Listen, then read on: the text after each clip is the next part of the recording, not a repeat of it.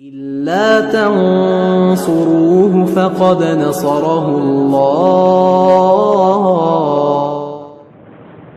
أعوذ بالله من الشيطان الرجيم. قال الله عز وجل: هو الذي أرسل رسوله بالهدى ودين الحق ليظهره على الدين كله وكفى بالله شهيدا.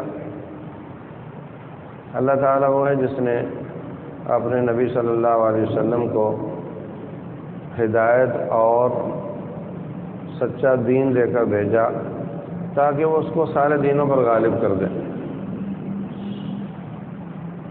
تو آپ کا کام ہے اللہ سے دین لیا اور اس کو عوام تک پہنچایا اور اس کو غالب کرنے کی کامیاب کوشش کی. یہ اتنا بڑا احسان ہے ان کا کہ اتنا بڑا احسان اللہ کے پیدا کرنے کے بعد اور کسی نے ہم پر نہیں کیا.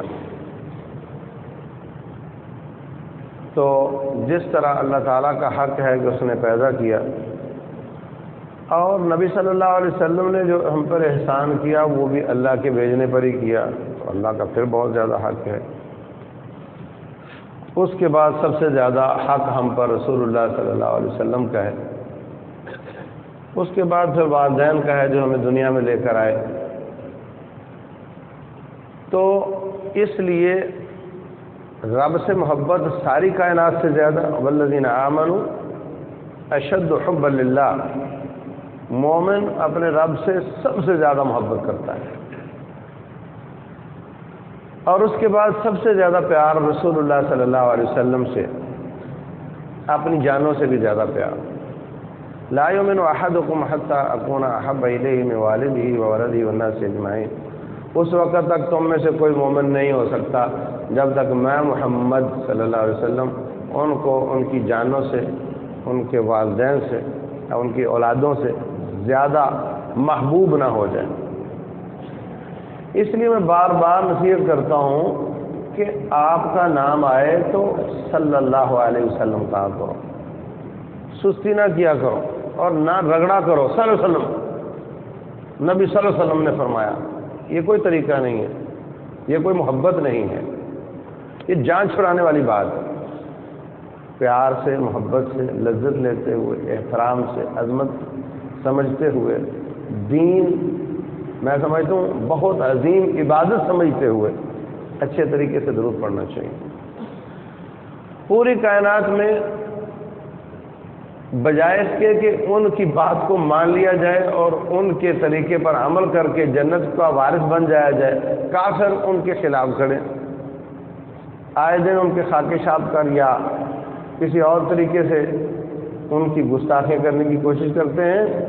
اور یہ نہیں کہ ہماری حکومت کہے کہ جی کچھ لوگ ایکسٹریمسٹ ہیں ہمارے اور وہ اس طرح کی باتیں کرتے ہیں، ہم تو نہیں کرتے. ایسا نہیں، بلکہ ان کی عوام، ان کی حکومت، ان کے بڑے چھوٹے سب اس میں برابر کی شریک ہیں. جیسا کہ ابھی فرانس کے صدر نے پوری حمایت کی ہے ان لوگوں کی جو نبی صلی اللہ علیہ وسلم کی گستاخی کرتے ہیں. ڈنمارک والے بھی پہلے کر چکے ہیں. تو یہ سب اللہ تعالیٰ کی لعنت کے مستحق ہیں. ان کے لیے ہمیں بد دعائیں کرنی چاہیے. آپ کہتے ہیں ہم کیا کر سکتے ہیں؟ یہ کر سکتے ہو کہ نہیں کر سکتے ہو؟ ان کے لیے بد دعا کرنی چاہیے، ان پر قنوت کرنی چاہیے ظالموں پر. اور پھر بہت بڑی بات موو چلتی ہے، جب سوئے ہوئے مسلمانوں کو جگایا جاتا ہے تو پھر وہ کہتے ہیں جی پھر ان کی جناب پروڈکٹس کا بائیکاٹ کیا جائے. پھر کچھ لوگ اٹھتے ہیں، وہ کہتے ہیں دیکھو جی تمہاری تو گاڑی بھی کافروں نے بنائی ہے اور تمہاری تو گھڑی بھی کافروں نے بنائی ہے، کہاں کہاں بائیکاٹ کرو گے. تو بات روڑے گوڑے میں ڈال دیتے ہیں. جو غصہ مسلمان کو آیا ہوتا ہے اس کو وہیں پہ ضائع کر دیتے ہیں. بائیکاٹ کرنے کی دو وجہ ہیں. ایک تو دیکھو بنیادی طور پر کافر کے ساتھ کاروبار کرنا جائز ہے. نبی صلی اللہ علیہ وسلم یہودیوں کے ساتھ کاروبار کر لیتے تھے، لین دین تو چلتا ہی رہتا تھا. آخری دن آپ نے یہودیوں سے اپنی زرہ گروی رکھ کر جو لیے ہوئے تھے اپنی بیویوں کے لیے، تو یہ تو چلتا ہی تھا.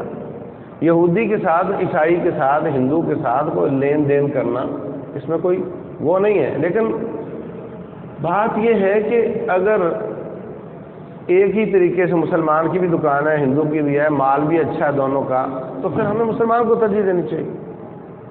دوسری بات یہ ہے کہ اگر کوئی کسی کی والدہ کو گالی دے دکاندار، اس کی دکان پر جاؤ گے، فتویٰ پوچھو گے کہ اس کی دکان سے لینا جائز ہے کہ نہیں؟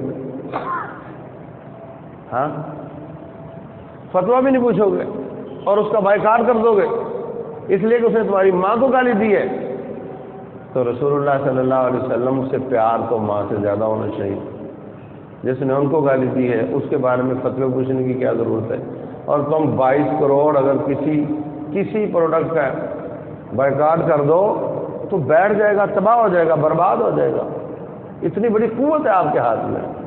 مسلمان 22 کروڑ پاکستان میں، 35 کروڑ ہندوستان میں، اور پھر لاکھوں کروڑوں کی تعداد عرب ممالک میں، اگر وہ بائیکاٹ کر دے کسی ملک کا تو وہ تو تباہ ہو جائے گا۔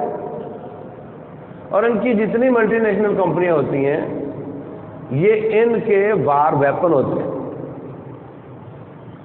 یہ جتنے بھی یہ سافٹ ڈرنک آپ پیتے رہتے ہیں، جتنے بھی پیزے شیزے کھاتے رہتے ہیں، یہ ان کے وار ویپن ہیں۔ جب جنگ ہوتی ہے تو یہ اپنے ملکوں کی فوجوں کو پیسہ فراہم کرتے ہیں، اور جب امن ہوتا ہے تو ان کی فوجیں ان کے لیے مسلمانوں کے ملکوں میں راستے کھول کر دیتے ہیں، دباؤ ڈالتے ہیں کہ ہماری یہ دکانیں کھولو۔ تو ہم دھڑ لیتے ہیں صرف زبان کی لذت۔ بعض لوگ کہتے ہیں جی کافروں کے ساتھ تو تجارت جائز ہے، تو میں کہتا ہوں اس نے تو گالی دی ہے۔ جاپان کے صدر نے گالی نہیں دی، وہ بھی کافر ہے۔ چائنا کے صدر نے گالی نہیں دی، وہ بھی کافر ہے۔ ڈنمارک والے نے، فرانس والے نے دی ہے، وہ بھی کافر ہے۔ فرق ہوا نہیں۔ آپ کے گھر کے پاس والی دکان ہے، اس نے گالی دی، آپ وہاں سے نہیں لو گے، دور والے سے جا کر لاؤ گے، اور فتویٰ بھی نہیں پوچھو گے۔ تو بعض فتوے مولوی صاحب سے نہیں، اندر سے پوچھنے پڑتے ہیں، اندر والے سے پوچھنے پڑتے ہیں کہ تو کیا کہتا ہے، اس نے میرے نبی کو گالی دی ہے، اس سے لینا چاہیے نہیں، علیہ الصلوۃ والسلام۔ دوسری بات پھر بعض لوگ کرتے ہیں جی کو مسلمانوں نے کوئی اچھی پروڈکٹ بنائی ہو تو پھر ہم بائیکاٹ کریں نا، ان کا مقابلہ کرتے ہو، بائیکاٹ کا بولتے ہو، پروڈکٹ تو تم نے اچھی بنائی کوئی نہیں۔ پہلی بات تو یہ ہے کہ مثلا ایک آدمی دودھ پیتا ہے، دوسرا اس میں مختلف قسم کے فلیور ملا کر پیک کر کے لا کر دیتا ہے، تو دودھ تو اس کا متبادل ہے نا، تم دودھ پی لو، تم وہ ڈبے والے نہ ہو جو مختلف قسم کے زہروں اور کیمیکل والے وہ نہ لو۔ اور پھر موبائل فون ہے، پاکستان کی کمپنی بھی ہے، کافروں کی کمپنیاں بھی ہیں، متبادل تو ہے، ہر جگہ سروس بھی ہے، ہر طرح کے پیکج بھی اچھے اچھے مل جاتے ہیں۔ پیٹرول ہے، ڈیزل ہے، پاکستان کی کمپنیاں بھی ہیں اور کافروں کی بھی ہیں، اور بالکل مقابلے میں ہیں، اور کوئی اس میں کوالٹی کا فرق نہیں ہے، کچھ وہ نہیں ہے۔ اگر وہ حرام پائی کرتا ہے تو کافروں کی عمر والا بھی کر لیتا ہے، پاکستان والا بھی کر لیتا ہے، نہیں کرتا وہ بھی نہیں کرتا، وہ بھی نہیں کرتا۔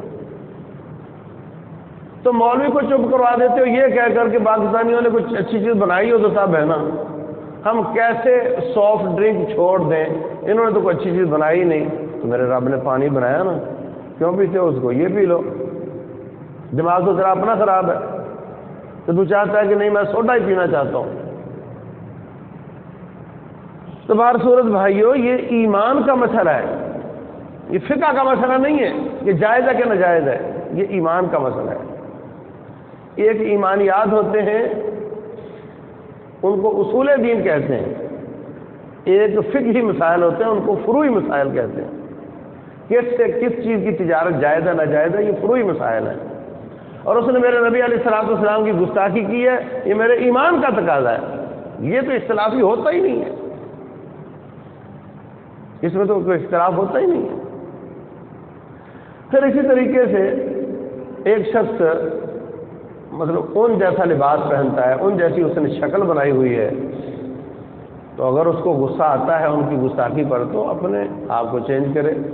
اگر 22 کروڑ مسلمان ان گستاخیوں کی ریئیکشن میں اپنی شکل ابو بکر صدیق جیسی بنا لیں، علی بن ابی طالب جیسی بنا لیں رضی اللہ عنہم، تو کیا خیال ہے بعد آئیں گے نہیں آئیں گے وہ؟ اچھا اگر تم ہمارے نبی کی گستاخی کرتے ہو نا تو ہم ان کی اطاعت میں آگے بڑھیں گے اور ان کی زیادہ فرمانبرداری کریں گے. یہ لوگ بعد آتے نہیں آتے. ہماری مصیبت تو یہ ہے کہ 4 دن غصہ کیا اور اس کے بعد ٹھنڈا ہو گیا اور پھر وہی ڈگر جو پہلے تھی.